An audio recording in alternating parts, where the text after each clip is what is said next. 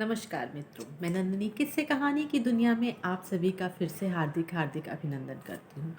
मित्रों, पिछले श्रद्धा सर्ग का समापन हमने पिछले एपिसोड में किया, पिछले भाग में किया और आज हम काम सर्ग की शुरुआत करने जा रहे हैं। पिछले सर्ग में हमने देखा कि श्रद्धा मनु को जीवन की मुख्य धारा में आने के लिए प्रेरित कर रही हैं और मनु उनके प्रस्ताव को सुन करके अपने विगत जीवन में खो जाते हैं। वो विचार करने लगते हैं कि यौवन का जो आगमन होता है वो कितने तरह के परिवर्तन लाता है, मन में कितनी उमंग होती है, रूप में कितना आकर्षण होता है, किसी श्रृंगार किसी भी मेकअप की आवश्यकता नहीं होती और एक साधारण रूप भी कितना सुंदर लगता है जब यौवन का आगमन होता है। भावों में उद्वेग होता है, मन में तरंग होती है, जीवने की इच्छा होती है और सब कुछ एकदम अपने जीवंत रूप में रहता है। किसी भी प्रकार की कोई उदासी, कोई निराशा का भाव उसमें नहीं होता है। और मित्रों, हम सभी जानते हैं कि जो भारत वर्ष में नव वर्ष का प्रारंभ चैत मास से होता है। अंग्रेजी कैलेंडर के अनुसार जहाँ नव वर्ष का प्रारंभ जनवरी माह से होता है जब शीत ऋतु होती है, वहीं हिंदू धर्म के अनुसार, हिंदू पंचांग या कैलेंडर के अनुसार जो नव वर्ष होता है वो चैत माह से आरंभ होता है, जो मार्च और अप्रैल का महीना होता है होली के पास, और वैसाख दूसरा महीना होता है जो कि अप्रैल और मई का महीना होता है। और ऋतुओं में जो सबसे सुंदर काल माना गया है, जो सबसे सुंदर ऋतु मानी गई है, वो मानी गई है बसंत ऋतु की। जिस प्रकार मानव जीवन का जो सबसे मधुर समय होता है वो होता है यौवन का, वैसे ही ऋतुओं में जो सबसे सुंदर समय होता है वो होता है बसंत का। मानव जीवन 11 से जब वो 14 वर्ष की आयु का होता है या 14 या 15 वर्ष की आयु का होता है, तब वो बाल्यावस्था में होता है। उसको अपने शरीर में हो रहे परिवर्तनों, अपने मन में हो रहे उद्योगों, जो उद्वेग होते हैं, जो परिवर्तन हो रहे होते हैं, उनका ज़्यादा ज्ञान नहीं होता। लेकिन जैसे ही 15वां खत्म होकर के वो 16वें में लगता है, जैसे 16वें सावन को बड़ा महत्व दिया जाता है गानों में, किसी भी चीज़ में उपमा देनी हो तो 16वें सावन का आप जो है शब्द को सुनते हैं। तो वैसे ही मनुष्य जब अपने 16वें वर्ष में प्रवेश करता है और उसके जीवन में यौवन का आगमन हो जाता है, तो यहाँ पर ये जो शब्द कहे गए हैं कि मधुमय बसंत जीवन वन के बह अंतरिक्ष की लहरों में, कब आए थे तुम चुपके से रजनी के पिछले पहरों में। अब यहाँ पर 15वें वर्ष के अंत को रजनी कहा गया है। जैसे जब हम सोते हैं तो क्या होता है कि हम सोए हैं और जब हमारी आँख खुलती है तो अंधेरा छट चुका होता है। सहसा हम देखते हैं कि सुबह हो चुकी है, सूरज निकलने को आतुर है। उसी प्रकार जब किशोरावस्था आती है, पता ही नहीं चलता, 15वां खत्म हुआ, 16वां वर्ष लगा और यौवन ने दस्तक दे दी और हमें पता ही नहीं चलता है। जिस प्रकार जो फागुन होता है, जो फागुन माह होता है, जब हम होली मनाते हैं फागुन में, तो उस वक्त कब फागुन माह की पूर्णमासी आ जाती है और जैसे ही पूर्णमासी का अंतिम प्रहर समाप्त होता है वैसे ही बसंत प्रारंभ हो जाता है। उसी प्रकार चुपके से कब यौवन आ जाता है पता ही नहीं चलता। वह अंतरिक्ष की लहरों में, मतलब कि जब फागुन मास का अंत हुआ, फागुन की जो पूर्णमासी है उसका चौथा पहर जैसे ही बीतता है वैसे ही चैत्र मास प्रारंभ हो जाता है। ऐसा जो ग्रह नक्षत्र हैं उनके अनुसार चलता है। और इसी प्रकार से कब आए थे तुम चुपके से रजनी के पिछले प्रहरों में, कि मतलब कब अचानक से यौवन ने दस्तक दे दी, कब हम 15वें वर्ष को पूर्ण करके 16वें वर्ष में प्रविष्ट हो गए और प्रविष्ट करते ही यौवन का आरंभ अंदर हुआ। मन की सारी भावनाओं ने परिवर्तन लिया, मानो वो अंगड़ाई लेकर के एक नए रूप में बाहर आने लग पड़ी। इस चीज़ का पता ही नहीं लगता। क्या तुम्हें देखकर आते यूं मतवाली कोयल बोली थी, उस नीरवता में अलसाई कलियों ने आंखें खोली थी। जब बसंत का आगमन होता है, जब बसंत ऋतु आती है, तो चारों ओर क्या होता है, सबसे पहले कोयल की गूंज सुनाई देती है। चारों ओर कोयल की मधुर कूक गूंजने लगती है। सारे पौधे जो जिनके पत्ते पीले पड़ चुके होते हैं वो थोड़े सुस्त सुस्त से लगते हैं और वो सारे जो पेड़ पल्लव होते हैं उनमें मानो सहसा ही जान आ जाती है, मानो कि वो नींद से जाग उठते हैं और एक अंगड़ाई लेकर के अपने आप को जगाने लगते हैं। कलियां जो होती हैं, जो एकदम बंद सुप्त अवस्था में पड़ी रहती हैं, वो अंगड़ाई लेकर के अपनी पंखुड़ियों को खोल करके अपने समस्त सौंदर्य के साथ सामने आ जाती हैं और हंसने लगती हैं, मानो वो हंसने लग पड़ी हूँ, मानो वो मुस्कुरा रही हूँ, खिलखिला रही हूँ। चारों ओर एक बहुत ही मधुमय वातावरण उत्पन्न हो जाता है। इसी प्रकार जब हम बालक होते हैं या किशोर होते हैं, तब हमारा मस्तिष्क एकदम शांत होता है। हमारे शरीर में जो भी परिवर्तन हो रहे होते हैं, हम बड़े हो रहे होते हैं, हमें उस चीज़ का आभास ही नहीं होता। लेकिन जैसे ही हमारे जीवन में यौवन काल दस्तक देता है, वैसे ही हमारा मन मयूर नाच उठता है। समस्त वातावरण हमें सुंदर लगने लगता है, हर चीज़ में हमें सौंदर्य नज़र आने लगता है, सभी चीज़ें सुंदर लगने लगती हैं।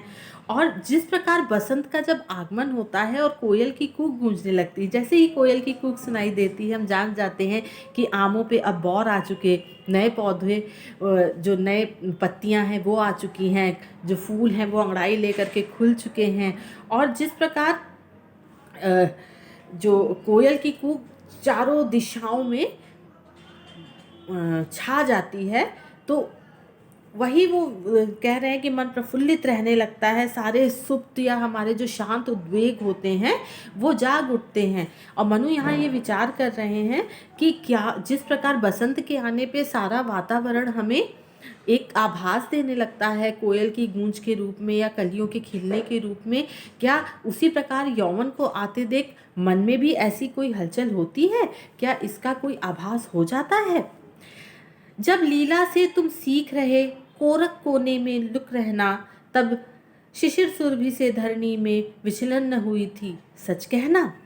अब जब बसंत ऋतु आती है तो उसके पूर्व का जो माहौल होता है, उसमें पुराने पत्ते झड़ रहे होते हैं, पेड़ों पे कलियां आ जाती हैं, मानो ऐसा लगता है कि प्रकृति हमारे साथ खेलना चाह रही है, वो हमारे साथ क्रीड़ा करना चाह रही है। यहाँ लीला से जो मतलब है वो क्रीड़ा है। जैसे कृष्ण लीला करते थे, वो अपने विभिन्न रूपों से लोगों को छकाते थे, भ्रम पैदा करते थे और फिर अचानक से सामने आकर के उनको खुश कर देते थे। इसी प्रकार प्रकृति है, वो हमारे संग खेल खेलती है, हमें अपनी नई नई नित नित नई लीलाएं दिखाती है, हमारे साथ खेलना चाहती है। तो वो कहती है कि जब बसंत ऋतु अपने आगमन से पूर्व क्या करती है, खुद को कलियों में छुपा लेती है। जब तक कलियां प्रस्फुटित नहीं होती, बसंत अपने संपूर्ण रूप में सामने नहीं आता। तो बसंत ऋतु क्या करती है, कलियों में खुद को छुपा लेती है, मानो वो हमारे साथ कोई खेल खेलना चाह रही हैं। और ज्यों ज्यों कलियां प्रस्फुटित होती हैं, कलियां खिल, प्रस्फुटित मीन्स उसका खिलना शुरू होना, उसका अर्थ होता है कि कलियों का खिलना। और जैसे जैसे होती है वैसे ही आसपास का जो एक पूरा वातावरण होता है, उसमें एक भीनी भीनी सी सुगंध जो है वो फैलना शुरू हो जाती है। यहाँ पे जो कोरक कोने में लुक रहना, कोरक मीन्स कली, कोरक का अर्थ यहाँ पर कली है। तो वो कह रही है कि जैसे कोरक कोने में लुक रहना, जब बसंत है वो अपने आप को कलियों में छुपा करके रखता है, और जब वो प्रस्फुटित होती है तो धीरे धीरे सारा वातावरण जो है वो एक बहुत ही मनोहारी मंद खुशबू से भर जाता है, एक भीनी गंध से सुवासित हो जाता है सारा वातावरण। तब क्या होता है कि तब शिशिर सुरभि में धरनी से विचलन न हुई थी, सच कहना। और जब इस प्रकार का आपको कहीं पे इतना मधुमय वातावरण दिखता है, तो अगर राह पे कोई पथिक भी जा रहा होता है तो वो अचानक से रुक जाता है, वो रुक करके उस वातावरण का आनंद लेने लगता है, वो मानो उसके सम्मोहन में बंध सा जाता है।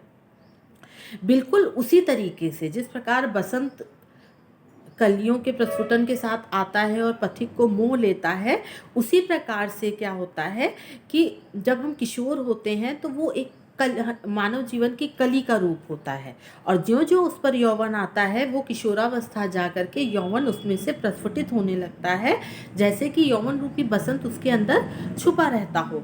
और जैसे जैसे किसी तरुणी या किसी बाला का जो यौवन है वो विकसित होने लगता है, तो उसका सौंदर्य उसके चेहरे पे नज़र आने लगता है, और उसका रूप माधुर्य चारों ओर फैल जाता है। और जब उसका जो प्रभाव होता है, उसके सौंदर्य का जो प्रभाव होता है, वो बड़े से बड़े संयमी का भी मन डिगा सकता है। क्योंकि मनु उस देवलोक से आए हैं जहाँ पे इस तरह का वातावरण था, तो वो इसी प्रकार की कल्पना कर रहे हैं कि वहाँ पे किस प्रकार बालाएं होती थी जब उनका यौवन प्रस्फुटित होता था, तो बड़े से बड़े जो संयमी होते थे उनका हृदय भी डोल जाया करता था, उनके जीवन में भी रस की धारा फूट पड़ती थी।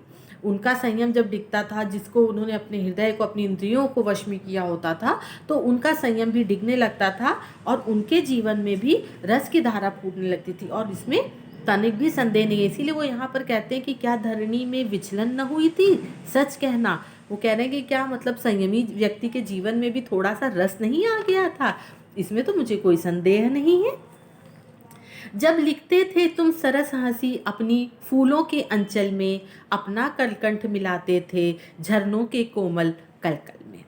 अब मनु बसंत से कह रहे हैं कि जब तुम अपने प्रभाव से फूलों को खिलाते थे, उनकी पंखुड़ियों में माधुर्य भरते थे, और झरनों के बहने का जो मधुर स्वर होता था, कभी झरनों की ध्वनि सुनिए जब वो ऊपर से नीचे आ रहे होते हैं, तो उसमें तुम अपनी स्वर लहरी नहीं मिलाते थे।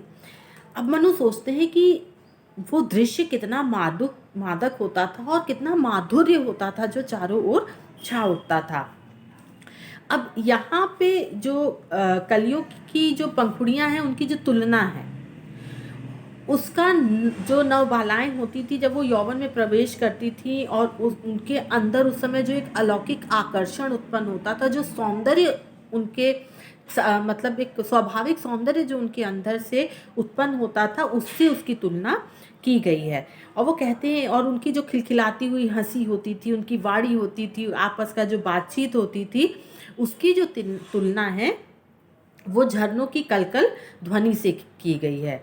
तभी वो यहाँ पर कहा गया है कि अपना कलकंठ मिलाते थे झरनों के कोमल कलकल में। और वो जो बालाओं की हंसी और इसकी जो तुलना है, उसकी यहाँ पर उससे तुलना की गई है। ये आयु वो आयु होती है जब मनुष्य का जो मन होता है वो चिंता मुक्त होता है, प्रकृति का जो सौंदर्य होता है उसे संपूर्ण रूप में मोहित करता है, हर तरफ उसको सौंदर्य दिखाई देता है, हर तरफ उसको सुंदरता दिखाई देती है।